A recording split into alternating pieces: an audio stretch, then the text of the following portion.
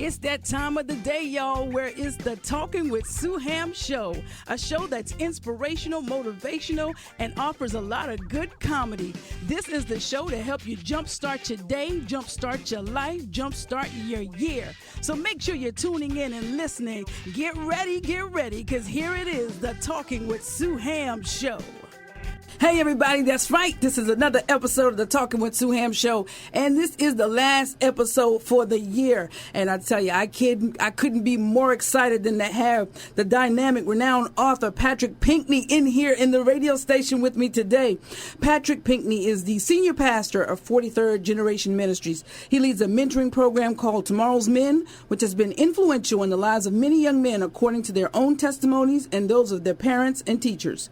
Patrick lives in Lake City, South Carolina, with his wife, Mary, and their 3 children, James, Daniel, and Ambria. And I got to tell you, folks, I am excited to have Patrick here with me today to talk about his brand new book. How are you, Patrick? I am great, Sue. It's good to be here. Thank you for having me. Well, I'm glad you're here. I know there's no other place you'd rather be, right? Not right about now. This is the place to be, right here. Well, let's get into it. You know, you wrote this book. The title of the book is? Vision for Life. Vision for Life. People out there want to know, because I want to know, what's the missing ingredient to success? Well, I'll tell you what, one of the key thing is that oftentimes we don't, a lot of people think they have a vision. They really don't have a vision. It's actually a fantasy, because it's not a vision if you're not doing anything about it. And another thing is a goal not written is a goal that really doesn't exist. And so we have things in our minds that we fail to write down, which, you know, the book talks about setting goals and planning and making sure that you put things in perspective and write it down. Write the vision and make it plain. All right. Now, you stepping on some nerves, some toes or something when you saying a vision is simply a fantasy if it's not written and if there's not any action behind it. Oh, my goodness. So we got a lot of dreamers out there. Oh, yeah, a lot of dreamers.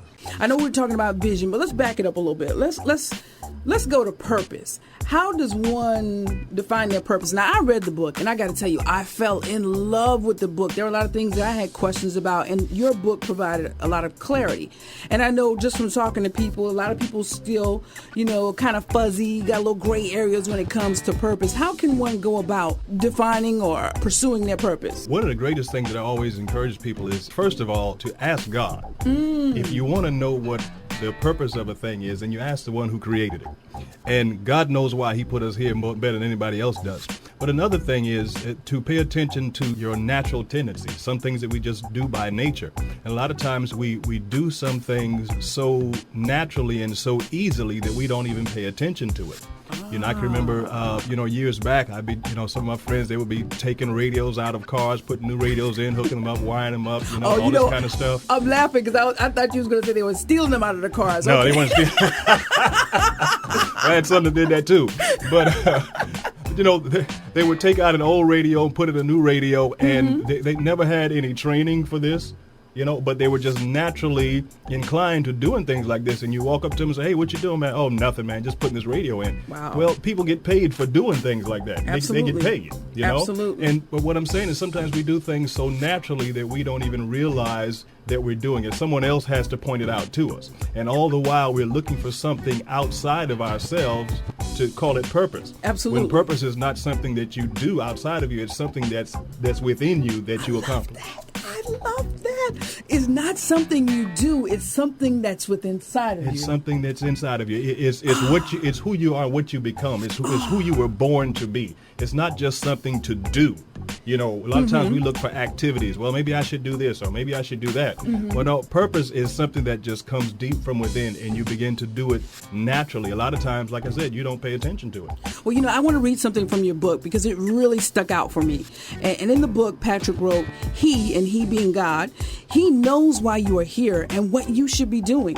The circumstances surrounding your birth do not matter. God knew that you were coming and has already filled you with purpose. So I took that to mean that basically we have no excuses. It doesn't matter the circumstances, what environment we're born into. We all have a purpose to fulfill it. Absolutely. It doesn't matter where you came from or how you got here. The bottom line is you're here and you're here for a purpose. There's a reason for you being here. We all have something to do. And what we need to do is go on that journey and discover Discover Yeah. who we are and why we're here. A lot of people are afraid to take the journey, you know.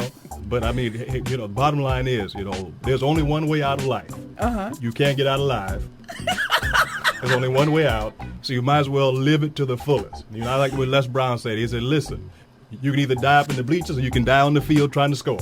So you might as well get on the field and try to score. Yeah, give me the ball. I know want that's to right. score. You don't want to run, I'll run it. No, I'm trying to tell you. But how did you come about your purpose? Did you know at an early age? Did you find out in your 30s? When did you discover it? Let me tell you this. I was driving. For some reason, God likes to speak to me while I'm driving. Me too. I was driving, and this was probably back in 2001, 2002. I was driving into Lake City from King Street, and just out of the blue, he just spoke to me and said, your purpose is to help other people discover their purpose.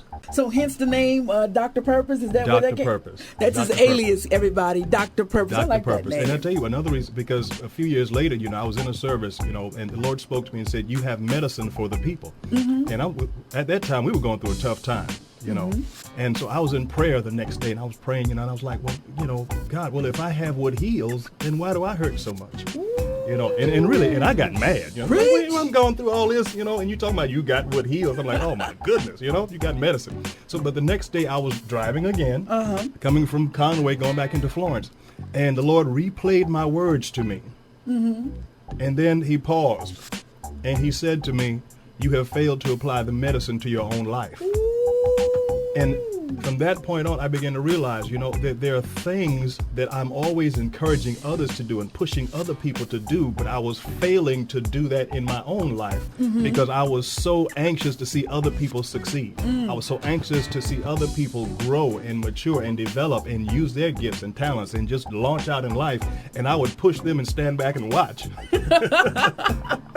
And God was like, dude, you got to make this work for you also. Get in the game. Yeah, you got to get in the game. And so that's what Vision for Life was all about, because when he said it to me, you have failed to apply the medicine to your own life, I still didn't really have a total understanding of what he was talking about. That's when he inspired me to write the book. And as I was writing the words, I was sitting there thinking, wow, this is good advice for somebody. Wow. I need to follow it myself.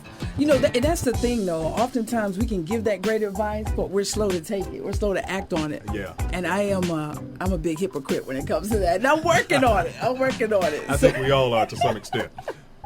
I know in the book you explain when you have a vision, God gives you a vision, you see the end first. Is that right?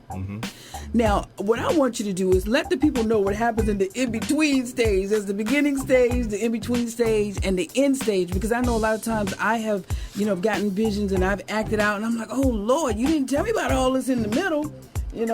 What words of advice would you give us to fulfill the vision regardless of the obstacles and the challenges? The main thing is you have to keep that vision in focus. You have to keep it in your heart. You got to keep it before you. That's why it has to be written, because when challenges come, and they will. Yes, not they if will. they come, but when they come, the only thing that's going to keep you going forward is knowing exactly where you're going and that you should be going there. Oh, wait a minute. That is awesome. Now, when I hear something really, really good, very profound, I got to stop you and get you to repeat it. So the only thing to keep you on track is to write it down. Write it down. Make it plain. Make it plain. Because when those challenges hit you, and you got to know in your knowing, you got to know in your heart of hearts, this is what I'm supposed to be doing. Wow. This is where I should be going. This is good stuff. Because, you can tell me something, the next person can tell me something, but when the rubber meets the road, when hard times hit, when trouble comes, you telling me is not going to be enough to keep me going. I've got to know in my heart of hearts that this is where I should be going and this is what I should be doing. And that's why we got to write it down, and that's why we got to be committed to the vision, to see it through, to follow it through. As you noted in your book, in the King James Version of the Bible, where there is no vision, the people perish. Right. If you can't see where you're going, when you consider a person without vision is worse than a blind person, technically, because if you cannot see where you're going, you ever been in a room in a place and all the lights went out and it's got just pitch black? Yeah, I've been scared too. I'll tell you. And what happens is you tend to just stand still. Everybody just stops moving. And that's what happens when a person has no vision. They stop. They become stuck right where they are. And if you cannot see beyond where you are at the present time, you become a prisoner of your current circumstance. You'll be there forever because you can't see your way out. Man, I am loving this. And unfortunately, I got to take a break. We got to pay the bills. So if you're just tuning in, you are listening to the Talking with Sue Ham show, where my guest is the dynamic author, Mr. Patrick Pinckney. Listen, you better stay tuned, because when we come back from this commercial break, he's going to give us the 5 reasons why people fail. You're listening to the #1 talk show in the world, the Talking with Sue Ham show. Got a great product, service, book, event, business, or music you want to share with the public? Then let Sue Ham help you advertise on TV, radio, social media, and the internet. Call 843-230-0175 to get your business, services, books, events, and products on TV today. Or visit us online at www.sueham.com. That's sueham.com. And we are back with more of the Talking with Sue Ham show. Patrick, you still here, right? I'm right here. Hey, alrighty. Now, right before the break, you told us about purpose and vision, the missing ingredient to success, and the importance of writing your goals down. Now, what I want to know is, why do you think most people fail? I know in this book, and guys, you got to go get this book. I'm telling you, it's a great read. Once you open it up, you don't want to put it down. But in the book, Patrick tells us there are 5 reasons that people do not achieve success. Patrick, if you will, tell us what those reasons are and just briefly describe them. 5 reasons that cause people to fail or stop pursuing their dreams are fear, laziness, doubt, discouragement, and setbacks. And a lot of times people are afraid to take the step. One of the things I say in my book, if you never swing the bat, you never know if you're going to strike out or not. You can't be afraid to swing. You at least swing the bat. That's good stuff. At least swing the bat. Fear of failure has hindered more people than failure itself. Just being afraid to fail. Yes. And then there are those people who are just flat out lazy. Want something but won't get up and go get it. They're hungry, but they won't even pick the hand up to feed themselves. They won't pick the spoon up. Somebody come feed me. That's lazy there. That's lazy. Some folks, and the only way you can get it, the Bible says that hands of the diligent make rich. Those are the people who are going to be successful. People who are willing to get out and go for it, not just sit back and wait for it to come to you, wait for somebody to give it to you, because it's not going to happen. And then there's doubt. Some people just flat out don't believe. They have potential, they have a great ability to do things, but if you don't believe in what you have, then you're not going to set out to achieve anything. And then there's discouragement. People get discouraged. Things happen, that kind of cause your dreams to be put on hold for a little while. And there's another thing, Scripture talks about hope deferred makes the heart sick. A person just goes through this low state of sometimes even depression because they're expecting something to happen. They have big dreams, and and I tell people, a lot of times people that we see living reckless lives is not because they're just crazy. A lot of them have been discouraged because their dreams seemed like they weren't going to come true. So they, sick people do sick things. I never thought about it like that. Yeah, and it's not that they're just wicked people or evil people. It's because they have something in their heart that they really wanted to accomplish, and it looked like it wasn't going to happen for them. They didn't know how to make it happen, so they did all they knew to do, which is the alternative. Well, I'm going to tell you now, there have been days when I've been like that, and I'm just like, woo-wee, I want to throw in this towel. Things ain't happening as quick as I needed to. But I guess I didn't get all the way down, because I get back up and I'm just like, I got to try again. Yeah. I got to try again. Bounce back and try again. And that leads us to setbacks, because I think we've all experienced setbacks to some extent. You driving forward, you moving forward, look like things are going to work and working out, and then all of a sudden, you may have forgot about something and something creeps in. You wake up one morning, your car is gone. The next day they're telling you, hey, you got to get out this house. Something else happens. Somebody walks away or something. Just crazy things happen. And you're like, wait a minute. I wouldn't count on all this, and so maybe I shouldn't be doing this. And then we start saying things like, maybe this is a sign. Maybe God is trying to tell me I shouldn't be doing this. No. What we have to understand is that challenges will come. Even when you're on the right path, challenges will come. We just have to learn how to endure and stay on track and persevere through it all. I love that. And I know you guys hear me say that all the time on the show, but when I get good stuff that's tasty, man, I'm telling you, I'm eating this up, because there are a lot of times when I sit back and I get the setbacks and I say, well, maybe that's a sign I shouldn't be doing this. I need to do something else. And I love how you just broke that down. So if you're out there today, and just because you're facing challenges and adversities, you're about to excuse yourself from success, and you heard it from Patrick Pinckney and Sue Ham, that is not an excuse. You just got to deal with those challenges and keep moving, right? That's right, because challenges will arise. I posted on Facebook yesterday, if you take the path of least resistance, you will never know your full potential. Because it's the challenges that cause you to bring out more of what's in you. That's right. Because sometimes we don't know what's in us until something requires us to use it. That is absolutely right. And I like that, how we're talking about the setbacks, which leads me into my next question about attitude. Now, is attitude really relative to accomplishing your goals, to being successful? Absolutely.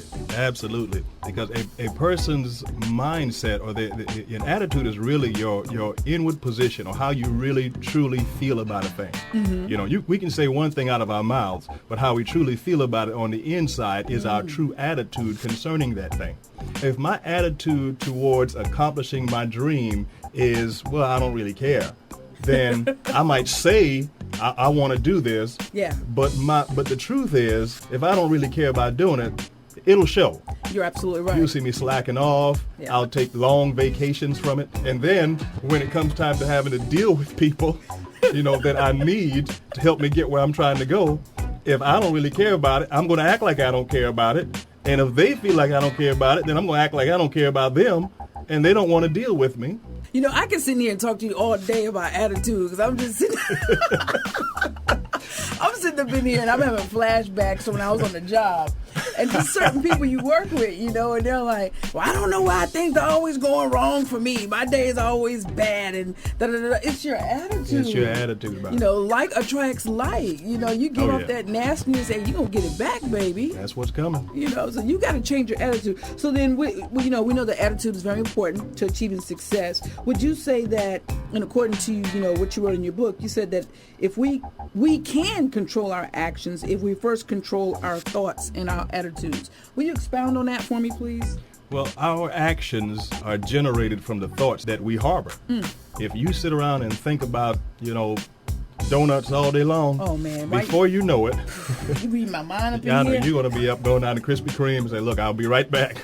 Actions are produced from thoughts. Very seldom I don't know anybody who's done something without thinking about doing it. People might say, well, I don't know why I did that. I wasn't thinking.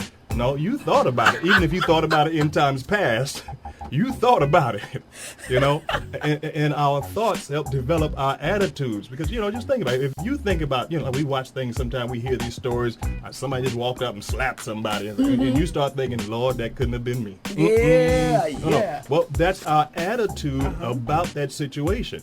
Right. And before anything ever like that ever happens to us, we've already set in our mind, if that ever happens to me, this is what I'm going to do. So when it happens, you don't have to think about it because you already thought about it. And so the actions come out.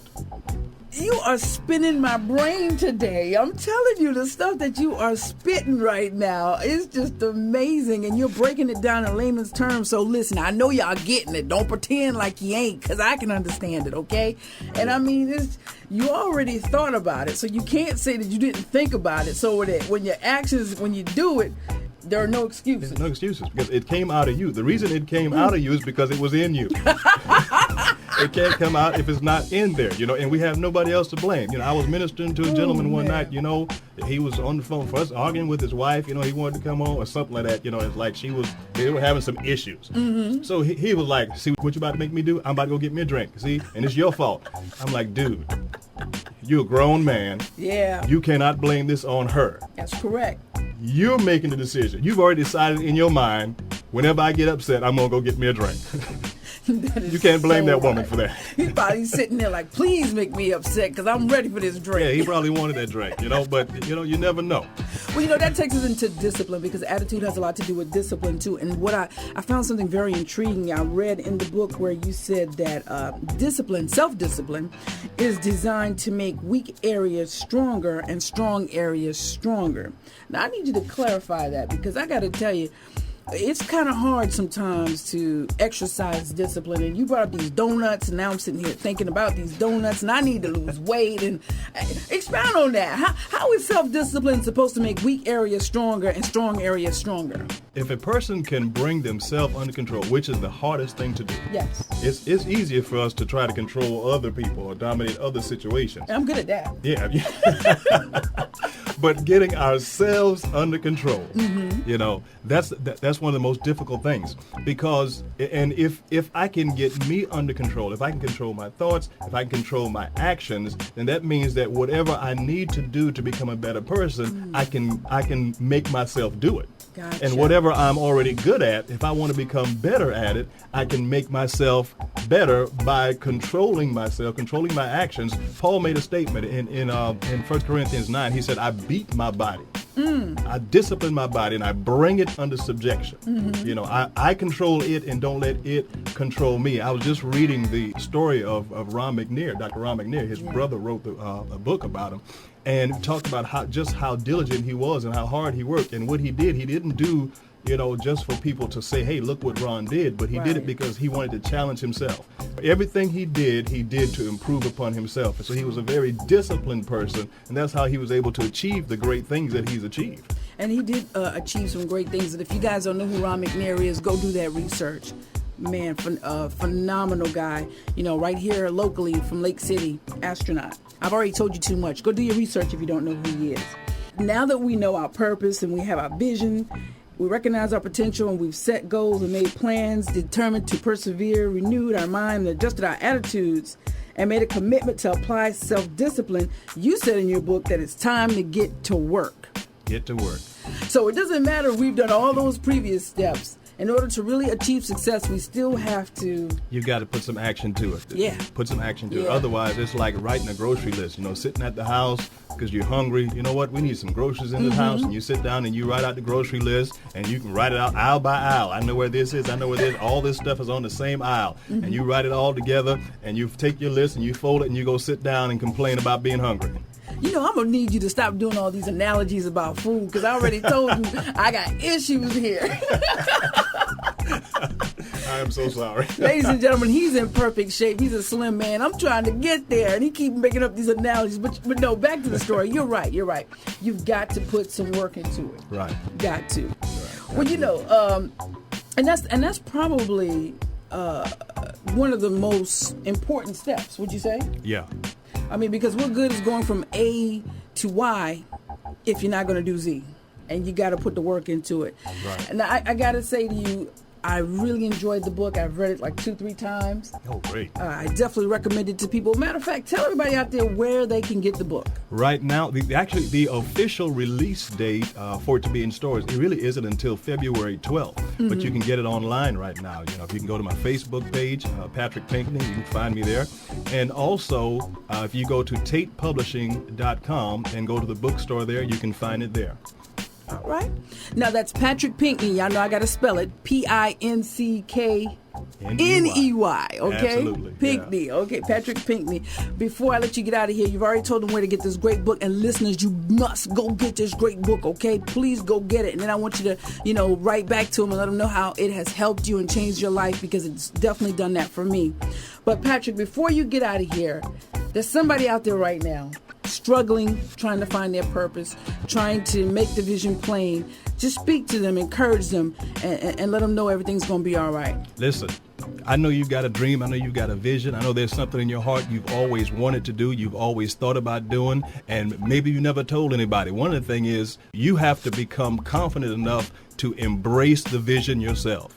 You've got to say it. I don't care how far-fetched it might seem. I'm sure when Dr. Ron McNair said that he wanted to be an astronaut, it probably blew folks' mind. But no matter how strange it might seem, you've got to first embrace the vision. You've got to take ownership of it. And get out there and begin to pursue it. Do some research on that thing that you're trying to accomplish. Find out more about it. Find a mentor. Find somebody who has already done it. If you're trying to do something that you seem like no one else has ever done, begin to do all the research that you can do. Find out something about it. Just don't sit down. The longer you sit down, the greater the chances are that you will not achieve your goal. But write it down. Make it plain. Put it on paper. Again, a goal that is not written is a goal that does not exist. Out of sight, out of mind. One of the things is when you put it on paper, it holds you accountable. Write the vision, make it plain, and don't let discouragement stop you, setbacks stop you. Don't let fear or doubt or anything stop you. We talked earlier about vision and that in between from which you see and where you are. It's like walking out of one room saying, you know what, I'm going to go in the other room across the hall. But when you get in that hallway, that's like that period between the dream and the accomplishment of the dream. You're in the hallway, it's like, my God, ain't nothing in this hallway. All you want to do is get in the next room, but you got to go down the hall to get into the next room. And it's that hallway where we don't know what we're going to accomplish, or how it's going to happen, rather. Just know that it's going to happen. You just don't know how all the time. But it's going to happen. Never give up. Never give up. Never, never, never.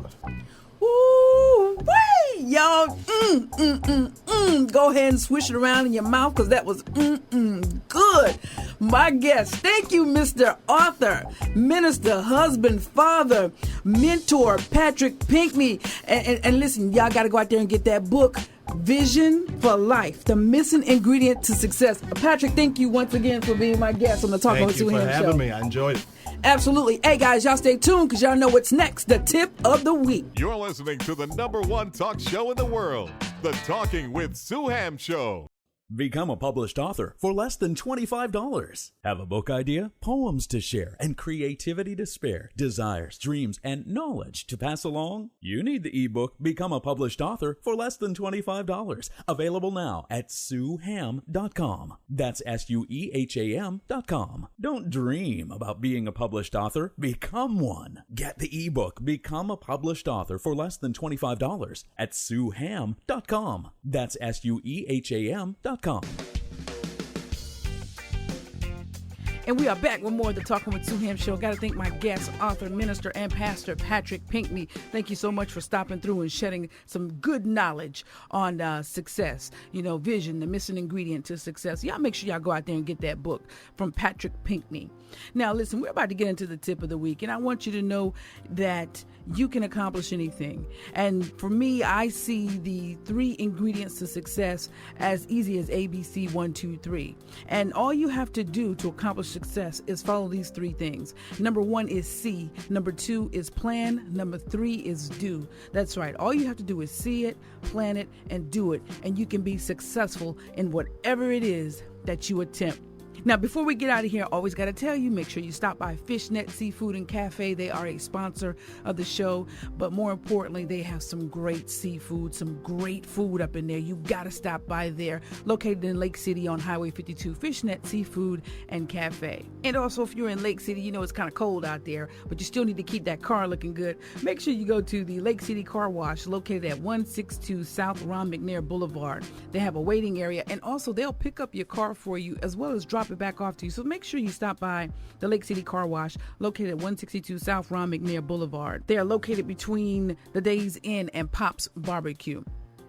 Hey guys, also want to encourage you to always go to my website, SueHam.com, SueHam.com. Get that dynamic book, Don't Quit, Follow Your Dreams. Find out how you too can accomplish everything that is within your heart. Okay? And listen, this is our last show for the year. So I really hope you guys have happy holidays, and I'm really hoping that you'll continue to listen and follow me on the website. I've got great videos out there, great audio that you can be a part of. And don't forget, Sue Ham is doing taxes this tax season. More info to come, so make sure you hit me up on the website at SueHam.com, and you can also call me at 843-230-0175 if you'd like to find out how you can be a part of this dynamic show. So again, I'm asking you guys to have happy holidays, and remember to always follow your dreams, and don't give up. Don't give up. So until next time, remember to live, learn, love, and laugh. Y'all go ahead and download my mobile app, okay? Get that mobile app. It's free. It's free. I'll see you guys next year. Be blessed. Today's musical track was produced by Chris Black. Contact him at chrisblack305@gmail.com or call 954-559-4092 to get your music produced. Listen to previous episodes of the Talking with Sue Ham show at SueHam.com. Thanks, everybody, for listening to the Talking with Sue Ham show. I hope you join us again next week. And please make sure you go to my website at sueham.com, SUEHAM.com. Share the show with your friends and family, as well as leave me a question or a comment about today's show. I would love to connect with you, be your motivational speaker, talk to you. Just go to the website, sueham.com. And I look forward to seeing you guys next week, same time, 5:30 p.m. on WPDT 105.1.